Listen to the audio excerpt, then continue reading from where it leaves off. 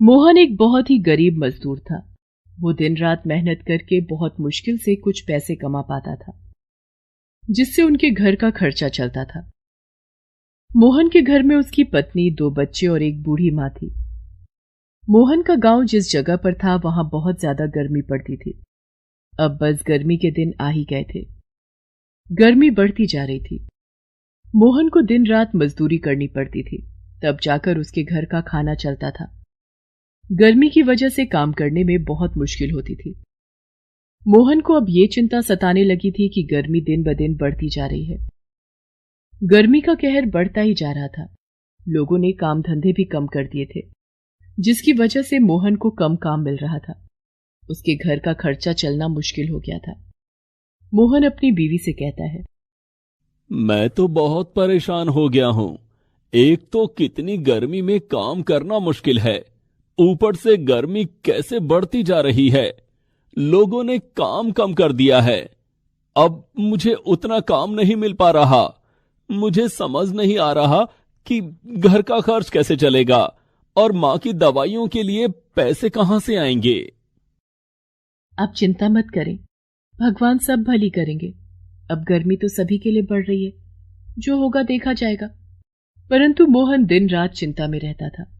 मोहन आज जब काम पर आया तो उसे उस दिन मजदूरी के लिए कोई काम नहीं मिला। वो अपने 2-4 साथियों के साथ बैठकर बातें करने लगा। भाई, जैसे ये गर्मी बढ़ती जा रही है, काम थोड़ा कम होता जा रहा है। लोग दिन में अपनी दुकानें और गोदाम बंद कर देते हैं। गर्मी बर्दाश्त से बाहर हो रही है और काम कम हो रहा है। ऐसा ही चलता रहा तो भाइयों हमारा घर कैसे चलेगा। हाँ भाई, ये तो सही बात है। आखिर इतनी गर्मी में हम लोग काम करने के लिए ही घर से निकलते हैं और उस पर भी हमें काम ना मिले, हमारे घर का चूल्हा कैसे जलेगा। मोहन और उसके सभी साथी बहुत परेशान थे और उस दिन उन्हें कोई भी काम नहीं मिला। वो लोग शाम को अपने घरों में वापस चले गए। मुझे मजदूरी का कोई काम नहीं मिला। आज दिन भर मैं खाली ही बैठा रहा। मेरे साथी भी खाली बैठे रहे। इसी तरह चलता रहा तो घर का खर्चा कैसे चलेगा। देखिए, अभी घर में 2-4 दिन का राशन है। आप बिल्कुल चिंता न करें, भगवान सब भली करेंगे। अगले दिन मोहन सुबह सुबह मजदूरी के लिए निकलता है। बहुत मुश्किल से ढूंढने पर एक गोदाम से सामान ढोने का काम मिल जाता है। वो रिक्शा लेकर सामान लेने पहुंचता है। उस दिन बहुत भयंकर गर्मी थी। 3-4 घंटे काम करने के बाद मोहन को चक्कर आ जाता है। गर्मी के कारण उसकी तबीयत बहुत खराब हो जाती है और वो बेहोश होकर वहीं गिर जाता है। उसके साथी उसे उठाकर पास में बिठाते हैं और पानी के छींटे मारते हैं। अरे भैया, लगता है गर्मी के कारण मोहन भाई बेहोश हो गए हैं। इन्हें थोड़ा सा होश आ जाए तो हम इन्हें घर पर छोड़ाएंगे। थोड़ी देर लेटने के बाद मोहन को होश आता है और वो उठकर बैठता है। अरे भाई, मुझे क्या हो गया था? मैं कहां पर हूं? अरे मोहन भाई, काम करते करते गर्मी के कारण तुम्हें चक्कर आ गया था और तुम बेहोश होकर वहीं गिर पड़े थे। अब 2 घंटे बाद तुम्हें होश आया है। अब यदि तुम चल सकते हो तो हम तुम्हें तुम्हारे घर छोड़ आए। मोहन को उसके घर छोड़ाते हैं। मोहन जैसे ही घर पहुंचता है, उसकी बीवी उसे देखकर बहुत परेशान हो जाती है और उससे पूछने लगती है कि क्या हुआ। अरे, आपको क्या हो गया? सुबह तो आप ठीक ठाक घर से गए थे, फिर ऐसा क्या हो गया जो आप बीमार हो गए? एक तो इस गर्मी के कहर ने मुसीबत कर रखी है। मैं तो वहां काम कर रहा था।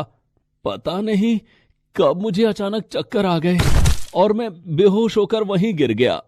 मेरे साथियों ने मुझे उठाकर मुझ पर पानी के छींटे मारे और मुझे ठंडा पानी पिलाया। तब जाकर कहीं मैं घर आ सका। अब तो मेरे शरीर में इतनी कमजोरी लग रही है कि मुझसे उठा भी नहीं जा रहा।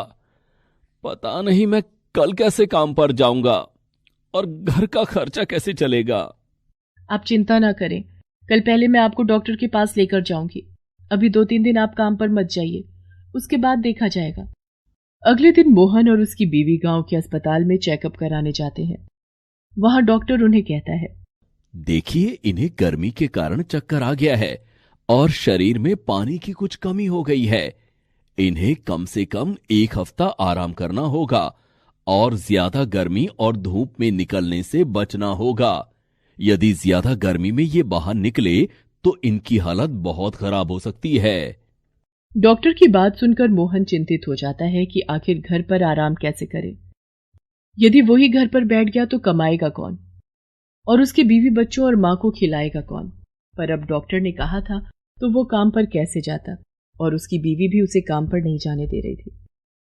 वो बहुत ही उदास और चिंतित होकर मंदिर में जाता है और भगवान से प्रार्थना करता है, हे भगवान, कुछ ऐसी कृपा करो कि मेरी बीवी, बच्चे और परिवार भूखा ना मरे। गर्मी का कहर ऐसा है कि मैं काम पर नहीं जा सकता, और यदि मैं काम पर ना गया तो मेरा घर कैसे चलेगा। हे भगवान, मुझ पर कृपा करो। मोहन मंदिर की सीढ़ियों पर उदास बैठा होता है कि तभी वहां से एक सेठ जी मंदिर की तरफ जाते हैं। सेठ जी जब मंदिर की सीढ़ियों पर चल रहे थे तभी उनका पर्स वहीं सीढ़ी पर गिर जाता है। सेठ जी तो आगे निकल जाते हैं। मोहन की नजर उस पर पड़ती है।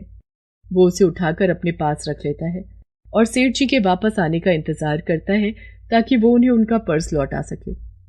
कुछ देर इंतजार करने के बाद सेठ जी वापस आते हैं तो मोहन उन्हें कहता है, सेठ जी, आप जब मंदिर की तरफ चल रहे थे तो सीढ़ी पर आपका ये पर्स गिर गया।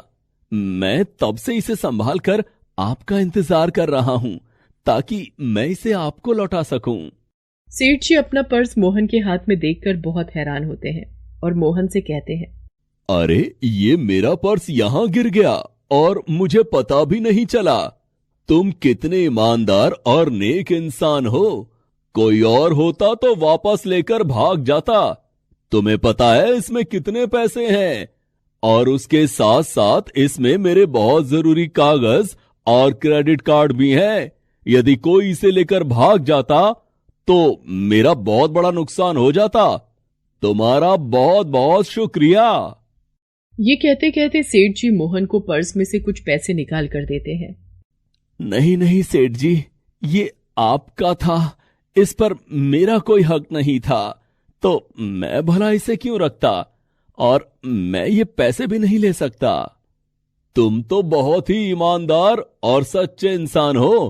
तुम कहाँ रहते हो और क्या काम करते हो? सेठ जी, मैं यही पास में रहता हूं, परंतु आजकल मेरे पास कोई काम नहीं है। गर्मी के कहर ने ऐसी हालत कर दी है कि मैं काम पर भी नहीं जा सकता।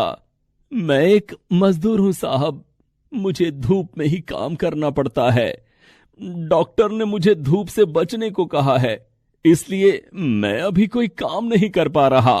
सेठ जी कुछ सोचने के बाद उसे कहते हैं, ठीक है, जब तुम्हारी तबीयत ठीक हो जाए 2-4 दिन में मुझसे मेरी हवेली पर आकर मिलना। मेरे पास तुम्हारे लिए काम है। ये कहते हुए सेठ जी वहां से निकल जाते हैं। मोहन भगवान का शुक्रिया अदा करता है कि उन्होंने उसे परेशानी से निकलने का रास्ता दिखा दिया। 2 दिन बाद ही मोहन जाकर सेठ जी से मिलता है और उनसे पूछता है कि उसे क्या काम करना है।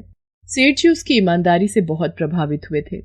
वे उसे गोदामों पर सामान का हिसाब किताब रखने के लिए रख लेते हैं।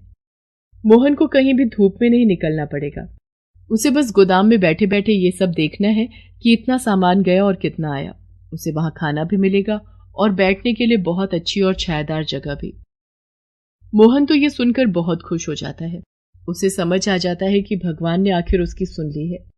सेठ जी को भी ऐसा ही ईमानदार आदमी चाहिए था जिसके भरोसे निश्चिंत होकर वो अपना सारा गोदाम छोड़ सके। सेठ जी उसे अच्छी खासी तनख्वाह पर रख लेते हैं। अब मोहन की समस्या हल हो गई थी। वो बहुत खुश था। उसे धूप के कहर से भी नहीं जूझना पड़ेगा और आराम से बैठकर काम करने की नौकरी भी मिल गई और पैसे भी अच्छे मिलेंगे। अब मोहन और उसका परिवार बहुत खुश था। Please subscribe this channel.